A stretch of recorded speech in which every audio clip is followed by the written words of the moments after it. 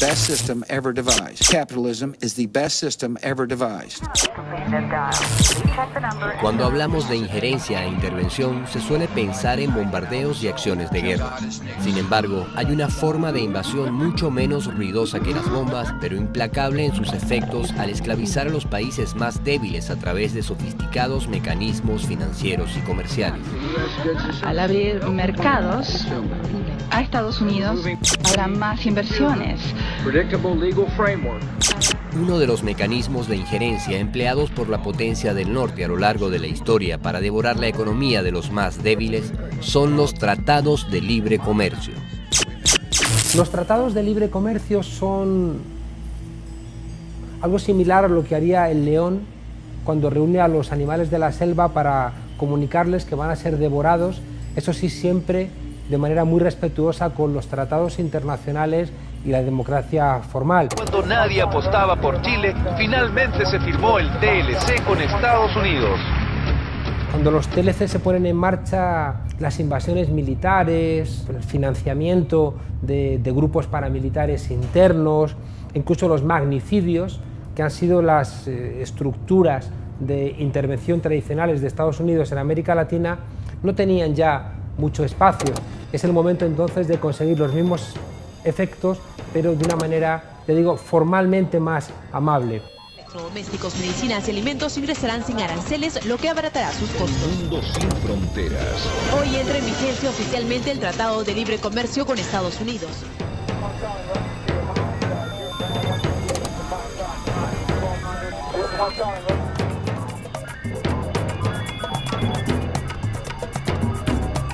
Todo país requiere de exportar, de colocar sus exportaciones en diferentes partes del mundo. Y eso significa garantizar ingresos de divisas a su economía por concepto de exportaciones. Los tratados de libre comercio son acuerdos a que llegan los países como en dos aspectos esenciales, uno sobre el comercio y otro sobre la inversión. Son una receta que permite la liberalización de la economía en un área determinada. En el caso del comercio, lo que hacen los tratados es darle facilidades, es decir, a las empresas de los países para que se vendan productos. Esas facilidades consisten en quitar los impuestos, sobre todo los impuestos de aduana.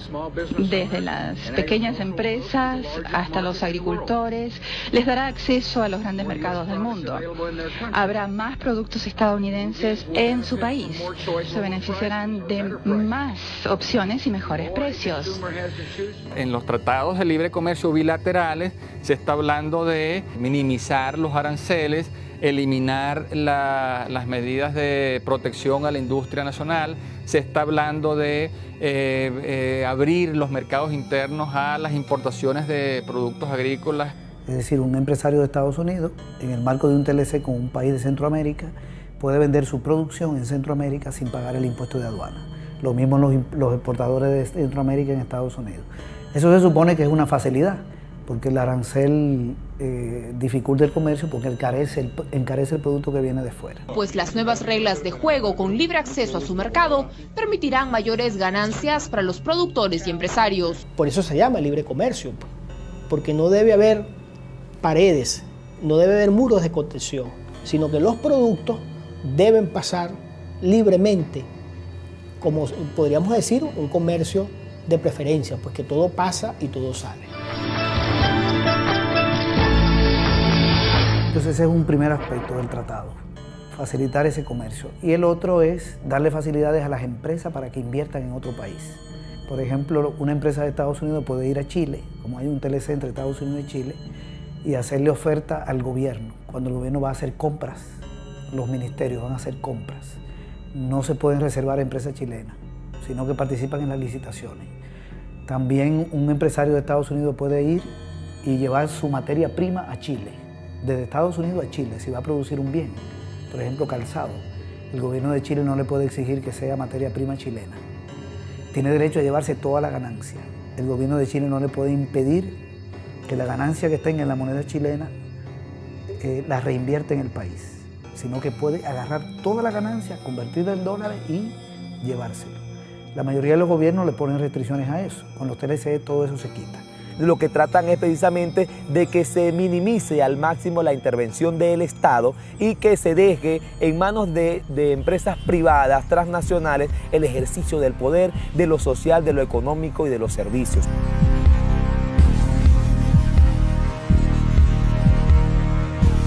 Esta es la magia, digamos, que está expresada en esa famosa metáfora de la mano invisible de Adam Smith. Cada individuo persiguiendo su interés individual resulta siendo guiado como por una mano invisible a promover el bien general, incluso aunque no se lo haya propuesto. Esa era el mensaje central. Cada individuo no se lo va a proponer, pero va a estar contribuyendo al bienestar de todos en este sistema de la economía abierta y de mercado.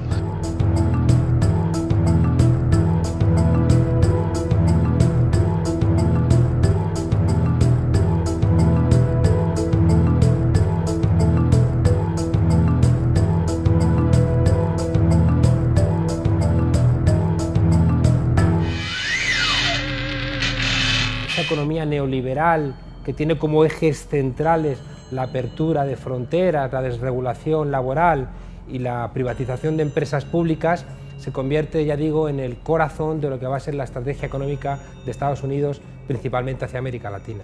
Por ejemplo, en el caso de Centroamérica se le abrió paso a las privatizaciones de algunas empresas energéticas, abre la posibilidad de la privatización del agua también, en el capítulo de medio ambiente.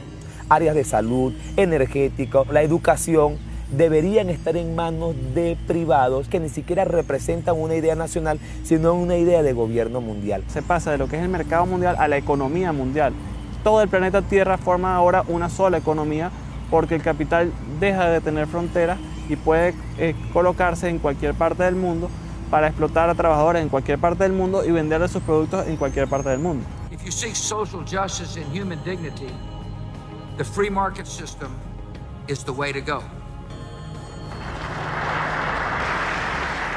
Los tratados de libre comercio venían en un gran paquete, en donde había condicionamientos del comercio de los bienes, el comercio de los servicios, las inversiones y, por supuesto, también las compras públicas. Es decir, hay muchas facilidades para que las empresas hagan negocio, ya sean vendiendo en otro país o llegando a ese país a invertir. Eso es más o menos lo que se consigue con los tratados, en términos generales, porque por supuesto no todo el mundo puede hacer negocio y exportar. Ahí es donde vienen quienes ganan y quienes pierden. Podría pensarse que los tratados de libre comercio son beneficiosos siempre para los pueblos, porque nos han dicho, sobre todo los economistas, nos han dicho que el comercio siempre mejora las condiciones de vida de la población. Pero lo que no se nos dice es que al momento de uno hacer una alianza con una potencia económica que tiene un sistema productivo absolutamente diferente al de uno, pues muchas veces puede ocurrir que nos avasallen. Si yo firmo un tratado de libre comercio contigo, que de libre no tiene nada y de comercio pudiera tener, donde te estoy diciendo, tu Estado no puede participar en el fomento de ninguna industria, tienes que protegerme los derechos de autor porque eso los tenemos registrados en los Estados Unidos y no puedes hacer ningún invento parecido, incluyendo en el caso de las medicinas, simplemente es un acuerdo entre dos donde la economía más grande realmente se sirve de la economía pequeña. Los TLCs, por esa excusa jurídica, esa presentación formal democrática, son la excusa ideal para seguir cometiendo el expolio del sur por parte del norte, pero ya digo, dentro de una suerte de contrato entre iguales que encima quita a los países del sur la posibilidad de darse cuenta de que están siendo devorados. The free market system is the way to go.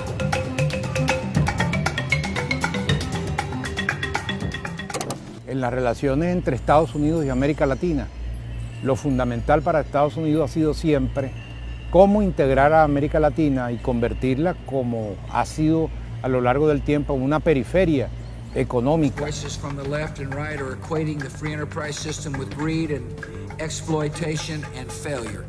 Capitalism offers people the freedom to choose where they work, what they do, the opportunity to buy or sell products they want. América Latina y el Caribe concentra una enorme cantidad de recursos naturales estratégicos para el capitalismo. Estamos hablando de recursos que permitirán al capitalismo su reproducción y tiene una biodiversidad que no tiene otra región del planeta. De tal manera que esto la convierte en un territorio muy apetecido por la geopolítica imperial estadounidense. Para entender el origen de los tratados de libre comercio conviene remontarse hasta el año 1890. Estados Unidos e Inglaterra, las dos grandes potencias mundiales, trataban por todos los medios de lograr el control económico, político y territorial del planeta. En Washington, el presidente Cleveland convoca a los países de la región a lo que sería la primera reunión internacional en suelo estadounidense. Se trataba de la primera conferencia panamericana, el germen de lo que años más tarde sería la Organización de Estados Americanos y que daría origen a los tratados de libre comercio. Estados Unidos se dio el derecho de llevar 10 delegados a la conferencia y limitar a 3 el número de delegados del resto de países. James Blaine, el secretario del Norte, presidió la conferencia. Entre la delegación estadounidense se encontraban grandes empresarios como Charles Flint, que más tarde establecería la empresa transnacional que hoy se conoce como IBM. William Prescott, diplomático del Departamento de Estado que ya había participado en intervenciones en Chile, Bolivia, Perú e impulsaría la expropiación del Istmo a Colombia. Andrés Carnegie, considerada la segunda persona más adinerada del mundo, dueño de corporaciones de acero, ferrocarriles, petroleras, y que vería en la creación de la OEA un negocio tan bueno que años más tarde financiaría la construcción de la sede en Washington. El idioma oficial de la conferencia fue el inglés. No hubo intérpretes y a duras penas los delegados del sur pudieron participar en las discusiones. Cuando se propuso que las intervenciones extranjeras quedasen eliminadas para siempre del derecho internacional americano, Estados Unidos votaría en contra. Fue el único voto en contra al acuerdo de no intervención. Las propuestas presentadas por los Estados Unidos revelaban su único propósito: controlar los mercados y recursos del sur antes que Inglaterra lo hiciera por ellos. De eso se trataba, de crear áreas periféricas que son mercados para colocación de sus productos, de sus excedentes industriales, de sus mercaderías, materia prima para transformarla y después devolvernosla hecho productos manufacturados. Y para olvidar el asunto de la no intervención, los simpáticos empresarios norteños llevaron a los delegados latinoamericanos a una gira de 6 semanas con todos los gastos pagos por Estados Unidos, a conocer sus fábricas de máquinas, sus grandes almacenes, plantas de fabricación de acero, muebles, textiles y talleres de ferrocarriles. James Blaine se planteó precisamente en aquel momento crear una unión aduanera. La conferencia y la forma en que era conducida por los delegados estadounidenses era observada muy de cerca por un ilustre latinoamericano desde Washington, el escritor y periodista cubano José Martí, quien tempranamente alertó sobre las verdaderas intenciones del norte. Lo que desde hace años vengo temiendo y anunciando se viene encima, que es la política conquistadora de los Estados Unidos, que ya anuncian públicamente por boca de Blaine su deseo de tratar de mano alta a todos nuestros países como dependencias naturales de este. No se equivocaba el ilustre cubano. Aquella conferencia marcaba el camino de la explotación económica del sur, disfrazándola de relaciones comerciales y de libre mercado. Integrar esos mercados a través del control arancelario a la política económica y comercial estadounidense. Y allí parte, digamos, toda esa estrategia. José Martí, a través de sus crónicas, denunciaría día a día la trampa que se tejía en la conferencia panamericana. Blaine está aquí por los manufactureros, porque les ha ofrecido buscarles por la política el modo de que vendan afuera sus productos imperfectos y caros como son, sin tener que rebajar las tarifas ni perder el mercado doméstico en el que mandan solos. El secretario de Estado y presidente de la conferencia, James Blaine, no escondía su filosofía de intervención y conquista. Con el control del canal interoceánico, con la anexión de Hawái y con la estación carbonífera en Santo Domingo, debemos ser amos absolutos del continente americano y de las aguas que lo rodean. Logrado esto, no hay plan de conquista territorial o comercial que no podamos ejecutar con éxito. Anexiones, intervención y conquista. 3 principios de los padres del libre comercio. Estados Unidos siempre ha intentado beneficiarse de los países que les podían brindar un mayor bienestar, a sus ciudadanos. Cuando así lo entendieron, invadieron, pusieron gobiernos títeres. Esto lo sufrían países como México, el cual perdió la mitad de su territorio a manos de su vecino. Texas fue anexionado por Estados Unidos en 1845. Lo que hoy son los estados de California, Arizona, Nevada y Utah, así como parte de Wyoming y Colorado y el estado de Nuevo México, le fueron arrebatados por el Imperio del Norte en 1848.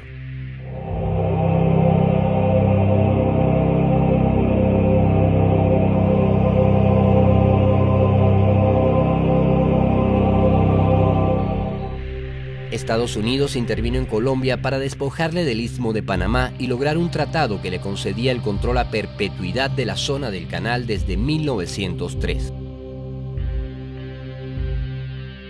Nicaragua vio controlados sus puertos en 1899. Haití sufrió la invasión del norte en 1891. Chile fue objetivo de tropas estadounidenses también en 1891. Guatemala es bloqueada militarmente en 1885. Argentina vio desembarcar marines en su capital en 1890. Brasil es rodeado por la Fuerza Naval estadounidense en 1894. Hawái simplemente dejó de ser un país independiente cuando Estados Unidos lo invadió y anexionó en 1893. Puerto Rico ha vivido la ocupación del norte desde 1898 hasta el presente. Cuba vivió la primera ocupación militar norteamericana en 1899 hasta 1902.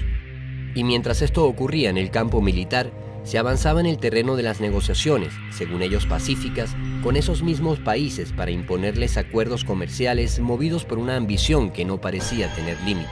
Los Estados Unidos parecen destinados por la providencia a plagar la América de miserias y hambre en nombre de la libertad. En nombre de la libertad. Sin embargo, eso no fue suficiente para el imperio. Había que extraer más renta. Y esa extracción se hacía ya haciendo posible que las transnacionales se adueñaran de todos los recursos, no solamente de las materias primas fundamentales como petróleo, estaño, cobre, en los ejemplos que he citado, sino todos los alimentos, las medicinas, los saberes, los conocimientos, la vida toda de nuestros países. Ya a comienzos del siglo XX, Inglaterra había sido desplazada como competidora por la hegemonía mundial. Y así como había ocurrido en el siglo XIX, los Estados Unidos mantendrían su carrera de guerra y su fachada diplomática en la misma dirección de dominación. Entre intervenciones militares, invasiones y derrocamientos de gobiernos democráticos, perfeccionaría los instrumentos de hegemonía económica a través de la Conferencia Panamericana y los acuerdos comerciales. Sustentan la tesis de que todo tiene que estar depositado en el mercado, de que el paradigma fundamental de la sociedad debe ser radicado en la propiedad privada, en el esfuerzo privado. Esta famosa consigna, este caballito de batalla de que la libertad es el fundamento esencial de las relaciones humanas, es un fundamento que echa por tierra todo el concepto de la justicia.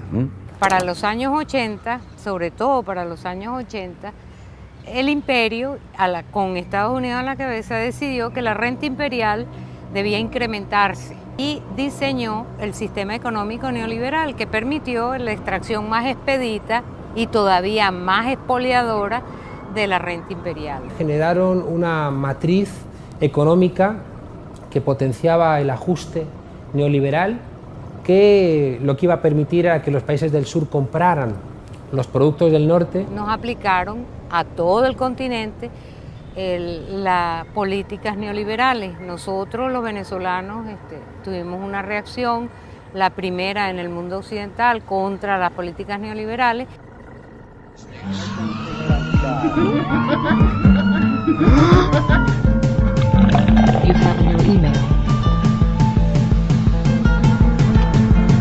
Los TLC han terminado siendo la nueva estrategia de las grandes corporaciones transnacionales apoyadas por el gobierno de los Estados Unidos para imponer la liberalización de todos los mercados del continente en favor de la exportación de mercancías y de la exportación de capitales procedentes originarios de los Estados Unidos. A finales de los años 80 ocurrirían importantes cambios en el mundo. El bloque de países que conformaban la Unión Soviética se venía abajo y la expansión del neoliberalismo se trazaría a nuevos horizontes.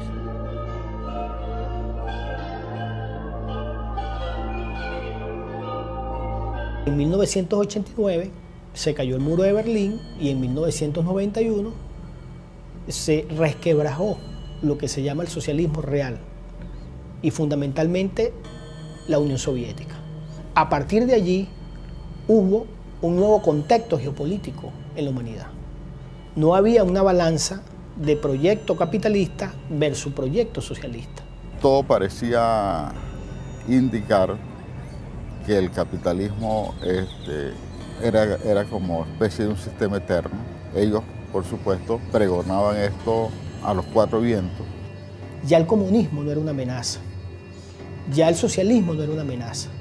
En ese contexto nace, sin duda alguna, la proyección de Estados Unidos de controlar las economías para hacer posible más dependientes esas economías pequeñas.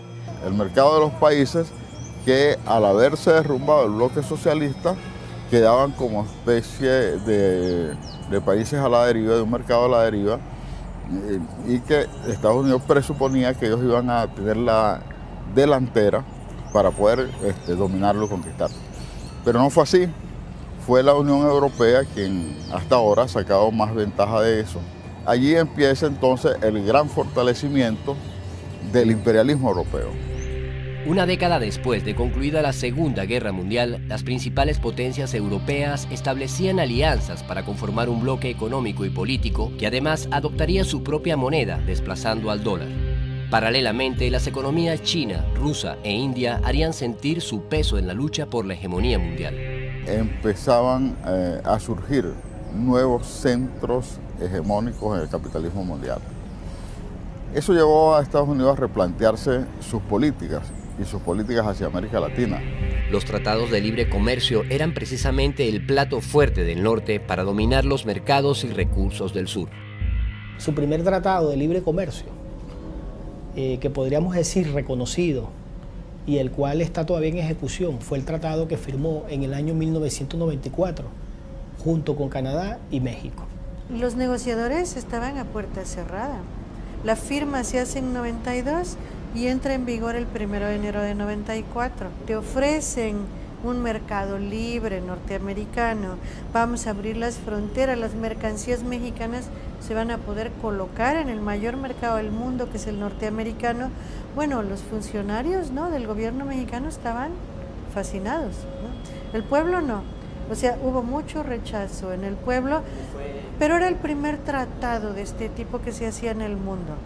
Entonces no había experiencia de los pueblos, no sabíamos qué tan lesivo iba a ser, o sea, se percibía que era un tratado que iba a dañar evidentemente al más débil. Why would Canada want to sign this agreement? Why would Mexico want to sign agreements which prevent it from dealing with pollution, which prevent it from following policies that they see as in the interest of the people?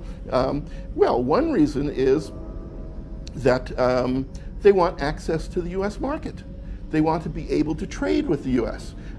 Because it's a big market. And especially for countries that are anywhere close to the United States, it is the most important market to be selling to.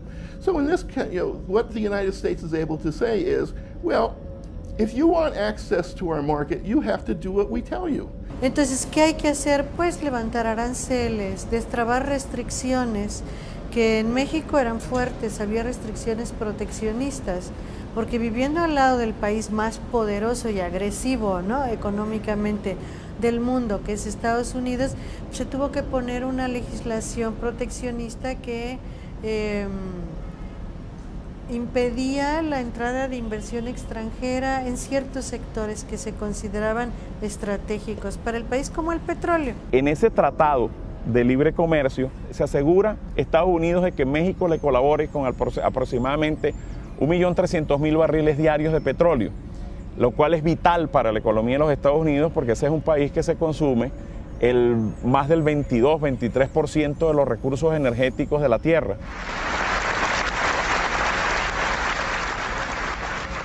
Compatriotas, en 1992 tenemos juntos una gran tarea que realizar. Lo que pasa es que se me acaba de ocurrir que ahora con lo del Tratado de Libre Comercio, los americanos y canadienses ya no solo vendrán a divertirse, vendrán a invertir. Vale la pena, compatriotas. Es para el bien de nuestra gran nación. El presidente mexicano era un entusiasta del tratado, Salinas de Gortari, pero era todo un teatro que en el momento en que entra en vigor el Tratado de Libre Comercio se rompe por el levantamiento zapatista. Es el mismo día en que entrábamos al primer mundo, hay un levantamiento de pobres miserables, ¿no? Y entonces, pobres miserables que dicen, no es cierto que estamos entrando al primer mundo. O sea, lo que le sucede a este país es que tenemos hambre. El levantamiento de los pueblos del sur de México el 1 de enero de 1994 iniciaría el camino de lucha de un continente que a partir del Tratado de Libre Comercio de América del Norte rechazaría las nuevas formas de injerencia. Nuestra lucha es por la vida y el mal gobierno oferta muerte como futuro. Nuestra lucha es por la justicia y el mal gobierno se llena de criminales y asesinos. Nuestra lucha es por la paz y el mal gobierno anuncia guerra y destrucción. Techo, tierra, trabajo, pan, salud, educación, independencia, democracia, libertad. Estas fueron nuestras demandas en la larga noche de los 500 años. Estas son hoy nuestras exigencias.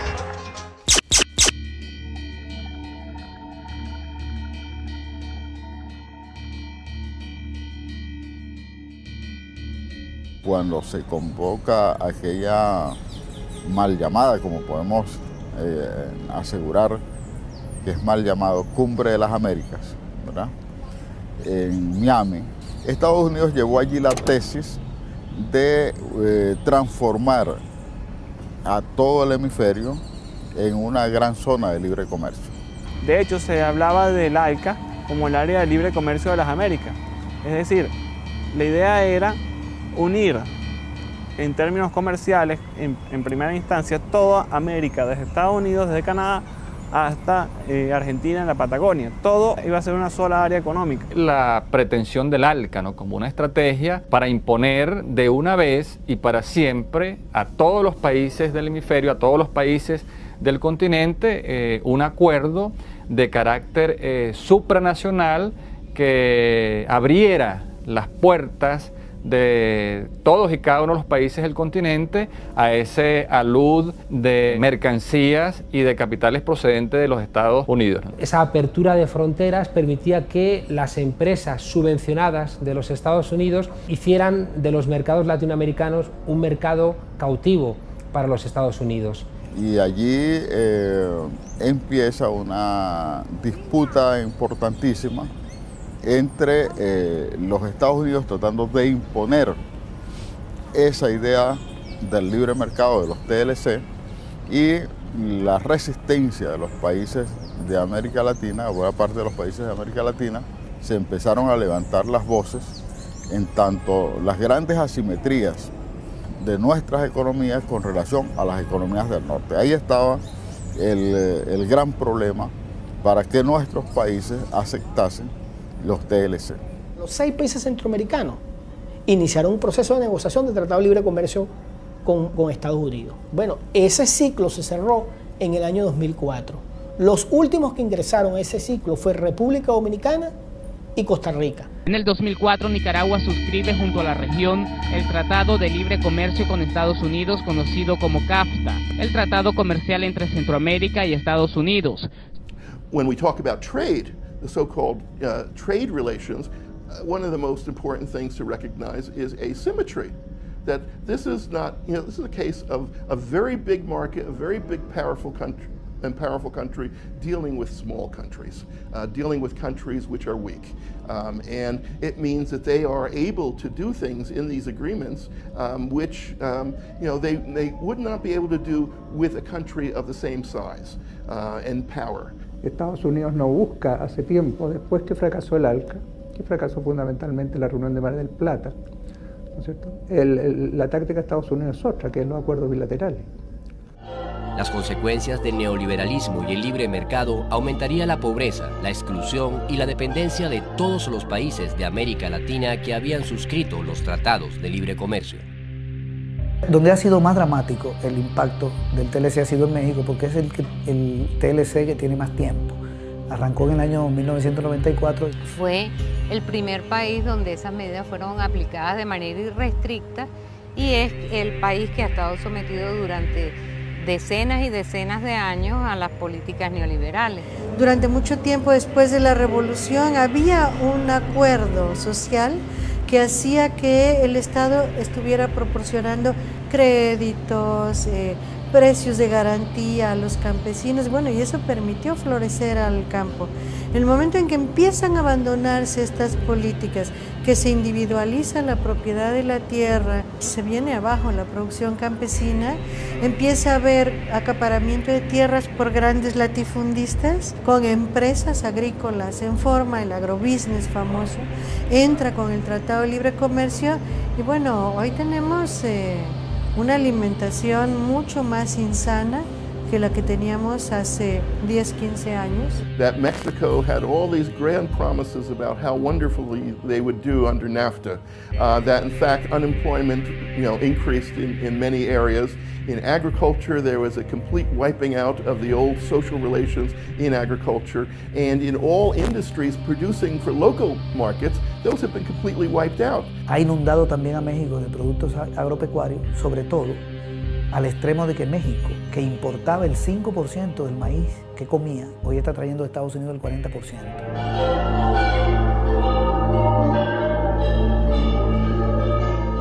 Cómo se ha incrementado el precio del maíz en México y sabiendo nosotros lo que significa el maíz en la cultura gastronómica de la alimentación para el mexicano. En consecuencia, los alimentos basados en el maíz han ido desapareciendo de la dieta básica de los mexicanos, no porque no quieran, sino porque no hay. En vez de consumir maíz, que siempre se consumió en México, hoy estamos consumiendo cada vez más un trigo procesado muy empobrecido, o el maíz se ha transformado en unas harinas mezcladas con otras cosas. Es decir, hemos perdido realmente calidad de vida de manera muy acelerada en los últimos años. México está trayendo la mitad de la carne, está trayendo el 90% del trigo, es decir, le están desmantelando su agricultura. El hato ganadero pasó de 40 millones de cabezas a un poquito más de 20, se ha reducido casi a la mitad. México era un país que se satisfacía, que se autoabastecía con el arroz y el algodón. En vista de que entraron estos productos estadounidenses a México, México ahora no se autoabastece con algodón y arroz. Y ha ocurrido que millones de campesinos que estaban involucrados con esa actividad económica hoy están sin empleo. El caso de México es patético. Los maiceros norteamericanos reciben subsidios por parte del gobierno norteamericano, subsidios sustanciales, de manera de que un maicero mexicano no puede competir en términos de precio con un maicero estadounidense. Habrá un marco legal más seguro que va a atraer inversionistas estadounidenses.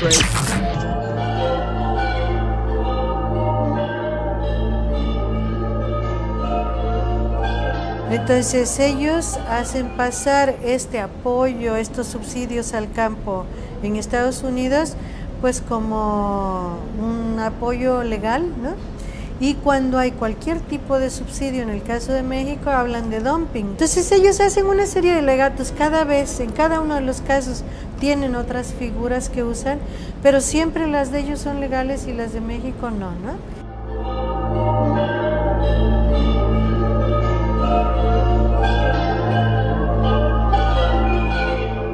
México hoy tiene más deuda externa que cuando se firmó el Tratado de Libre Comercio. Claro, tiene más deuda externa porque su economía entró en recesión, porque su aparato productivo ya empezó a tener problemas a sectores que producían para la economía mexicana, y obviamente eso implica, ¿verdad?, que México tiene que tener mayor dependencia pues del crédito privado internacional.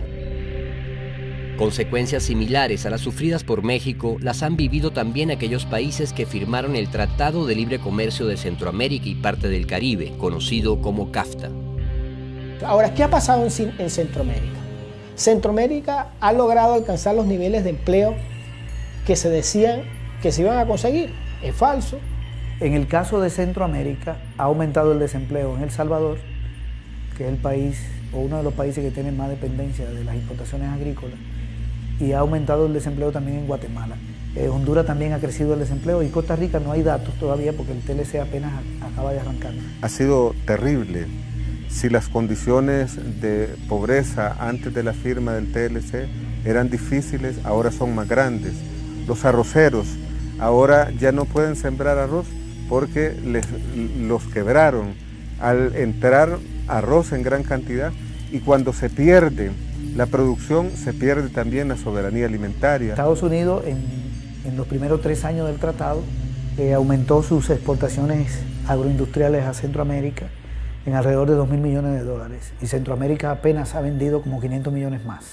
Se ha ampliado la brecha comercial. Eso significa salida de dólares de Centroamérica para Estados Unidos y entrada de dólares de Estados Unidos que los saca de Centroamérica con sus ventas. Los productores de maíz, los productores de verduras, los artesanos, ahora no pueden competir y han quebrado.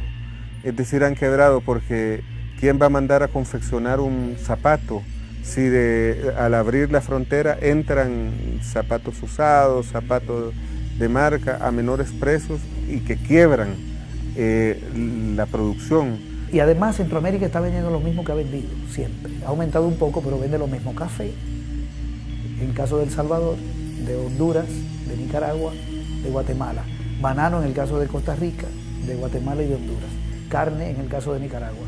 No han diversificado sus ventas. La generación de energía debe ser de manera que beneficie a la población y no a las transnacionales, porque ahora están acaparando los ríos, generan energía hidroeléctrica y la venden. O si no, están haciendo un enorme negocio con la energía térmica. Quienes, los mismos que han estado privatizando las instituciones del Estado, como la Empresa Nacional de Energía Eléctrica, y están vendiendo la energía ahora al mismo Estado a precios tremendos. Es decir, están haciendo gran negocio. El Tratado Bilateral de Libre Comercio firmado entre Chile y los Estados Unidos en el año 2004 ha sido puesto como ejemplo de desarrollo por los defensores del neoliberalismo. Sin embargo, la realidad no refleja ningún éxito económico para el pueblo chileno. Bueno, las políticas de Chile con relación a los tratados de libre comercio son un monumento, desde mi punto de vista, a la imbecilidad o al antipatriotismo. El tratado le dio la posibilidad a Estados Unidos a aumentar sus importaciones a Chile con ventajas, y lo que ha ocurrido entonces es que nuestra balanza comercial entre Chile y Estados Unidos, es decir, lo que nosotros le vendemos a ellos y lo que ellos nos venden a nosotros, se ha desequilibrado, en el sentido de que ahora nuestras importaciones desde Estados Unidos ocupan más recursos que lo que nosotros podemos venderles a ellos. Fue un tratado absolutamente asimétrico entre una gran potencia con un país muy chico, y en que se le impuso las condiciones, se actuó en función de los intereses de la gran potencia, y determinados mecanismos de protección que tiene Estados Unidos no se pusieron en discusión, se aceptaron, como el mecanismo de dumping que mantiene la economía norteamericana, como los subsidios que tiene determinados sectores. Eso no se puso en discusión. Estados Unidos no aceptó que se discutiera. Entonces, un tratado de libre comercio, hay que poner libre comercio entre comillas, porque Chile se abre y Estados Unidos mantiene su mecanismo de protección. Solo el 1% de las empresas, que son las grandes empresas, las mega empresas, hacen el 96-97% de las exportaciones. Es una economía de mercado, pero de mercado monopólico, de mercado desigual, ¿no? ¿Qué es lo que ganamos con los tratados de libre comercio? Ganan con los tratados de libre comercio las empresas internacionales que vienen aquí a producir vino, a producir cobre, a producir salmones, a producir madera, a destruir el entorno y el medio ambiente de este país. Ellos ganan, desde luego, porque pueden llevar sus productos para todos los sitios sin que nadie les diga nada.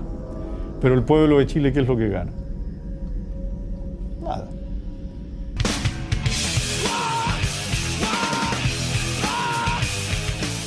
Durante años y sin descanso, los mejores gerentes, economistas, tecnócratas y expertos del neoliberalismo pusieron todo su empeño por conducir al mundo por la gloriosa senda, según ellos, de los tratados de libre comercio, teniendo como Dios al mercado y como Biblia la libertad de empresa.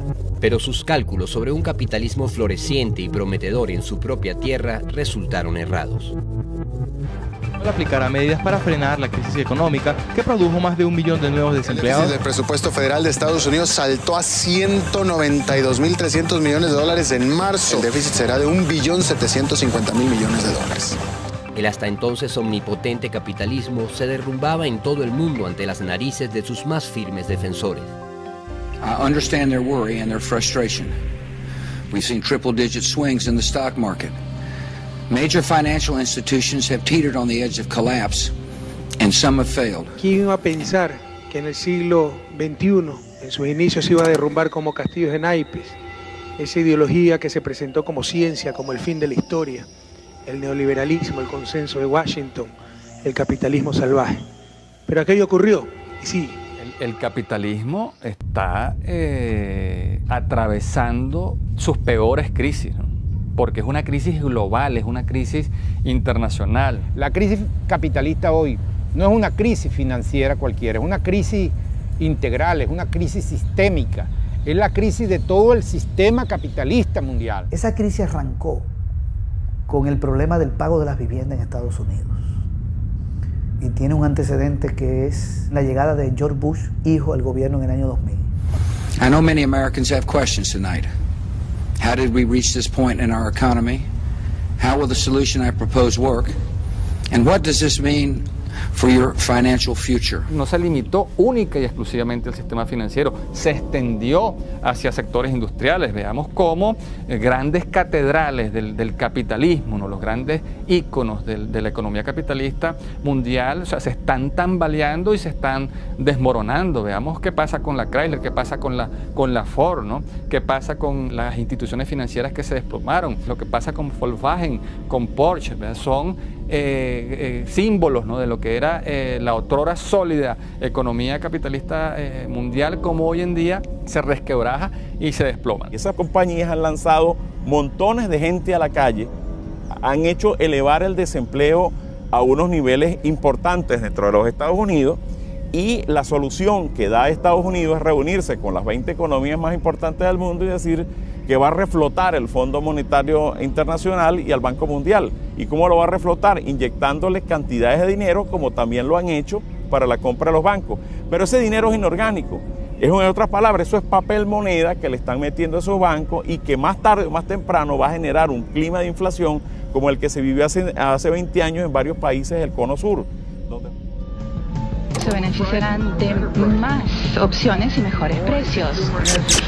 Cuanto más puede elegir el consumidor, mejor será su situación. Al abrir mercados a Estados Unidos, va a aumentar oportunidades para los peruanos. Habrá más inversiones. La crisis actual ha afectado, como tiene que ser, más a los países que estaban atados al carro del imperialismo norteamericano, a los países que firmaron el TLC. Y en las etapas de boom económico, todo funciona a todo vapor. El empleo, digamos, aumenta, los salarios también suben y, digamos, el crédito fluye de una manera grotesca, es decir, todo funciona a crédito. Ahora, ¿qué es lo que está pasando hoy? Lo que está pasando hoy es que se cierra el crédito, bajan los salarios y aumenta el desempleo. Entonces, hoy día lo que estamos siendo es la economía más afectada de América Latina por la crisis en curso. Está agotada una economía donde la riqueza se concentra en un número reducidísimo de la población. Hoy hay millones de personas que a duras penas sobreviven con apenas $1 de ingreso diario, pues no les alcanza ni para comer. Entonces allí están justamente los fenómenos que están erosionando y que están descalabrando la economía capitalista mundial, que se basa en Estados Unidos, en Europa, en Japón. Mientras el capitalismo global demostraba su gran fracaso, el Imperio del Norte haría un último intento por establecer el ALCA en la región. En el 2005, en la reunión de presidente, el gobierno de Estados Unidos intentó que en la declaración, en la reunión que se hizo en Argentina, en Mar del Plata, saliera un parrafito donde se planteara reiniciar la negociación del ALCA. Poco le duraría al imperio la ilusión de concretar sus planes. Las palabras del entonces presidente argentino resumirían el rechazo del sur al proyecto imperialista del ALCA. Igual tratamiento entre países poderosos y débiles, igual tratamiento entre economías altamente desarrolladas y economías emergentes, no solo es una mentira, sino que además resulta una trampa mortal. Trampa que primero atrapa y afecta a los débiles, pero que luego de un modo u otro también termina llegando a los poderosos. Nuestros pobres, nuestros excluidos, nuestros países, nuestra democracia ya no soportan más que sigamos hablando en voz baja. ¿Qué quieren nuestros pueblos? No un área de libre comercio, no, quieren un área libre de pobreza. Nuestros pueblos quieren es un área libre de desempleo. Nuestros pueblos quieren es un área libre de exclusión social, libre de analfabetismo, libre de mortalidad infantil. Es fundamental hablar con mucho respeto y en voz alta para construir un sistema que nos vuelva a contener a todos en un marco de igualdad, que nos vuelva a devolver la esperanza y la posibilidad de construir, obviamente, un mundo distinto. La delegación de Estados Unidos saldría derrotada de la cumbre de Mar del Plata. Lo que planteaba el sur no solo era un contundente rechazo al neoliberalismo. El sur también tenía sus propias propuestas de integración y en ellas no cabía el ALCA. El gobierno de Venezuela lanzó una iniciativa como una alternativa que es el ALBA, que inició en diciembre del 2004 con un proyecto entre Cuba y Venezuela. Un proyecto muy grande, que incluye muchos componentes sociales de salud, de educación, y luego se fueron incorporando otros países a esa iniciativa del ALBA, como Bolivia, Dominica, Nicaragua ya con el gobierno sandinista, y Honduras. El fortalecimiento del ALBA como una alianza política, económica y social en defensa de la independencia, la soberanía, la autodeterminación y la identidad de los países que la integran y de los intereses y aspiraciones de los pueblos del sur frente a los intentos de dominación política y económica. Las propuestas del ALBA no están centradas en rebajar aranceles para que fluya la inversión extranjera. Las propuestas del ALBA están centradas en justamente resolver, en primer lugar, los problemas de empleo, que la gente tenga trabajo digno, decente. Fortaleciendo y dinamizando los mercados internos, armonizando los novedosos esquemas de integración regional recientemente surgidos en América Latina y el Caribe, incorporando nuevos actores a los sistemas económicos, consagrando la soberanía alimentaria, perseverando en nuestros proyectos energéticos, anulando el neoliberalismo. No se trata de que los empresarios de un país aplasten a los de otro, sino de que se complementen las economías. Y además incluye el componente social, que nunca está en los tratados de libre comercio. Se está convirtiendo en una alianza de pueblos para construir la unión que permitirá la liberación definitiva de nuestra América. Constituyámonos en un entorno que tiene una lengua común, una historia común, una cultura común, intereses comunes, para hacerle frente al resto del planeta en condiciones que se asemejen a algo que se pueda llamar la igualdad y no sencillamente de vasallo a señor. Siento que llegó la hora para combatir a ese sistema, a ese modelo económico que está haciendo tanto daño a la vida y a la humanidad. ALBA es una gran esperanza para los pueblos de Latinoamérica, pero también con mucho aprecio, reconocimiento en todo el mundo. Mientras el sur consolidaba su integración, en los Estados Unidos se elige por primera vez un presidente afroamericano, cuyo discurso de campaña se basaba en la palabra cambio.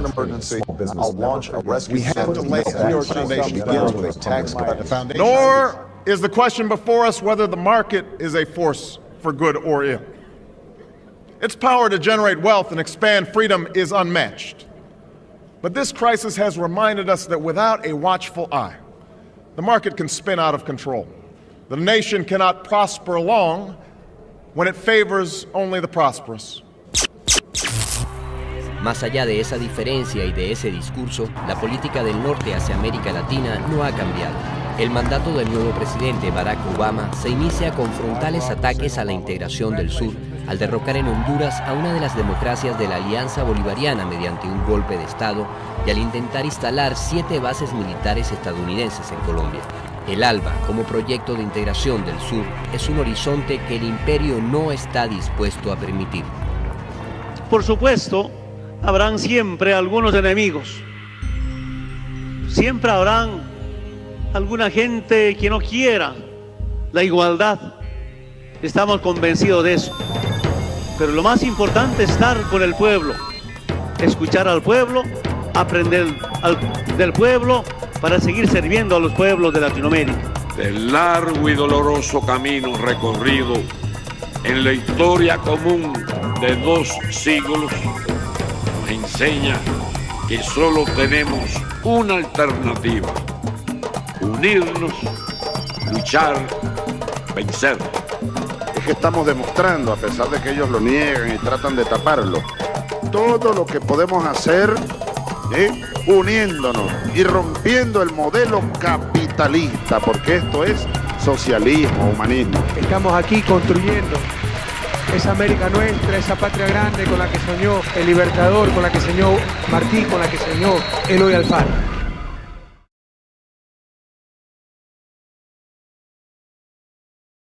De contención, sino que los productos deben pasar libremente, como podríamos decir, un comercio de preferencia, pues que todo pasa y todo sale. Entonces ese es un primer aspecto del tratado, facilitar ese comercio. Y el otro es darle facilidades a las empresas para que inviertan en otro país. Por ejemplo, una empresa de Estados Unidos puede ir a Chile, como hay un TLC entre Estados Unidos y Chile, y hacerle oferta al gobierno. Cuando el gobierno va a hacer compras, los ministerios van a hacer compras. No se pueden reservar a empresas chilenas, sino que participan en las licitaciones. También un empresario de Estados Unidos puede ir y llevar su materia prima a Chile, desde Estados Unidos a Chile, si va a producir un bien, por ejemplo calzado. El gobierno de Chile no le puede exigir que sea materia prima chilena. Tiene derecho a llevarse toda la ganancia.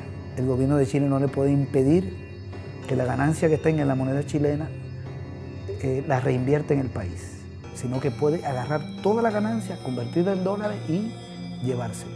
La mayoría de los gobiernos le ponen restricciones a eso. Con los TLC todo eso se quita. Lo que tratan es precisamente de que se minimice al máximo la intervención del Estado y que se deje en manos de empresas privadas, transnacionales, el ejercicio del poder, de lo social, de lo económico y de los servicios.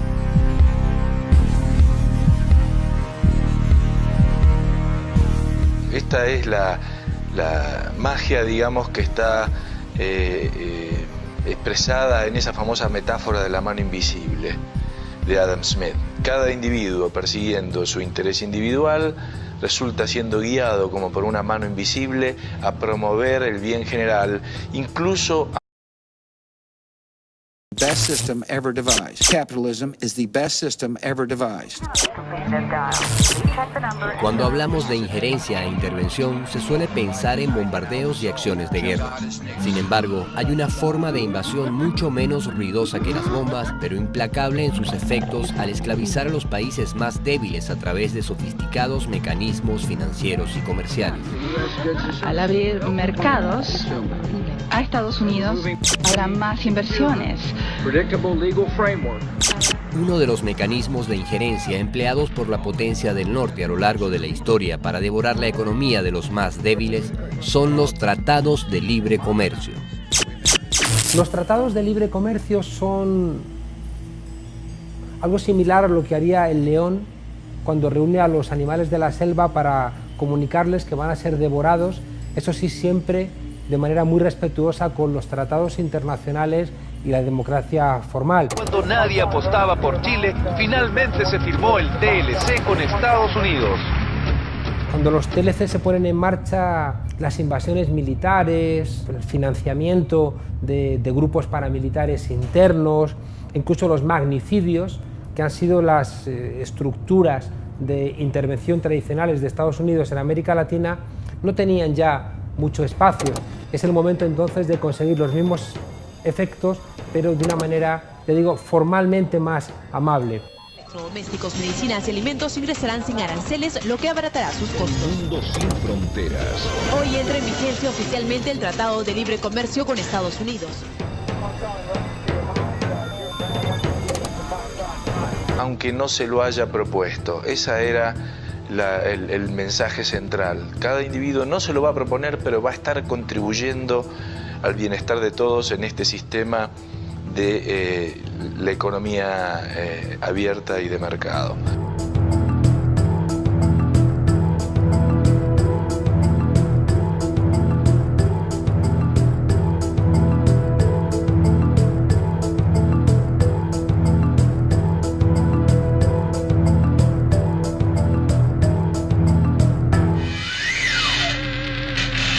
Economía neoliberal que tiene como ejes centrales la apertura de fronteras, la desregulación laboral y la privatización de empresas públicas, se convierte, ya digo, en el corazón de lo que va a ser la estrategia económica de Estados Unidos, principalmente hacia América Latina. Por ejemplo, en el caso de Centroamérica se le abrió paso a las privatizaciones de algunas empresas energéticas, abre la posibilidad de la privatización del agua también, en el capítulo de medio ambiente. Áreas de salud, energético, la educación, deberían estar en manos de privados que ni siquiera representan una idea nacional, sino una idea de gobierno mundial. Se pasa de lo que es el mercado mundial a la economía mundial. Todo el planeta Tierra forma ahora una sola economía porque el capital deja de tener fronteras y puede colocarse en cualquier parte del mundo para explotar a trabajadores en cualquier parte del mundo y venderles sus productos en cualquier parte del mundo. If you seek social justice and human dignity, the free market system is the way to go. Los tratados de libre comercio venían en un gran paquete, en donde había condicionamientos del comercio de los bienes, el comercio de los servicios, las inversiones y, por supuesto, también las compras públicas. Es decir, hay muchas facilidades para que las empresas hagan negocio, ya sean vendiendo en otro país o llegando a ese país a invertir. Eso es más o menos lo que se consigue con los tratados, en términos generales, porque por supuesto no todo el mundo puede hacer negocio y exportar. Ahí es donde vienen quienes ganan y quienes pierden. Podría pensarse que los tratados de libre comercio son beneficiosos siempre para los pueblos, porque nos han dicho, sobre todo los economistas, nos han dicho que el comercio siempre mejora las condiciones de vida de la población. Pero lo que no se nos dice es que al momento de uno hacer una alianza con una potencia económica que tiene un sistema productivo absolutamente diferente al de uno, pues muchas veces puede ocurrir que nos avasallen. Si yo firmo un tratado de libre comercio contigo, que de libre no tiene nada y de comercio pudiera tener, donde te estoy diciendo tu Estado no puede participar en el fomento de ninguna industria, tienes que protegerme los derechos de autor porque eso los tenemos registrados en los Estados Unidos y no puedes hacer ningún invento parecido, incluyendo en el caso de las medicinas, simplemente es un acuerdo entre dos donde la economía más grande realmente se sirve de la economía pequeña.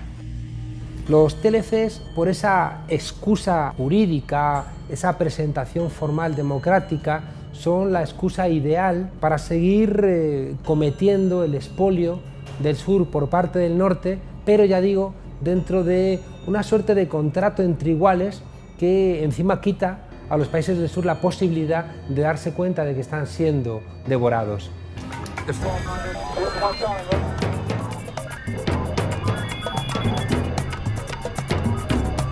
Todo país requiere de exportar, de colocar sus exportaciones en diferentes partes del mundo. Y eso significa garantizar ingresos de divisas a su economía por concepto de exportaciones. Los tratados de libre comercio son acuerdos a que llegan los países como en dos aspectos esenciales, uno sobre el comercio y otro sobre la inversión. Son una receta que permite la liberalización de la economía en un área determinada. En el caso del comercio, lo que hacen los tratados es darle facilidades, es decir, a las empresas de los países para que se vendan productos. Esas facilidades consisten en quitar los impuestos, sobre todo los impuestos de aduana.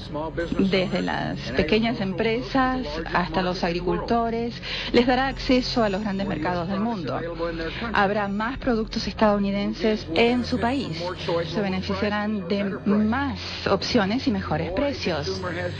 En los tratados de libre comercio bilaterales se está hablando de minimizar los aranceles, eliminar las medidas de protección a la industria nacional, se está hablando de abrir los mercados internos a las importaciones de productos agrícolas.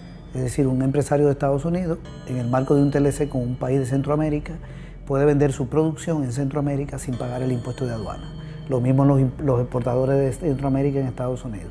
Eso se supone que es una facilidad, porque el arancel dificulta el comercio porque encarece el producto que viene de fuera. Pues las nuevas reglas de juego con libre acceso a su mercado permitirán mayores ganancias para los productores y empresarios. Por eso se llama libre comercio, porque no debe haber paredes, no debe haber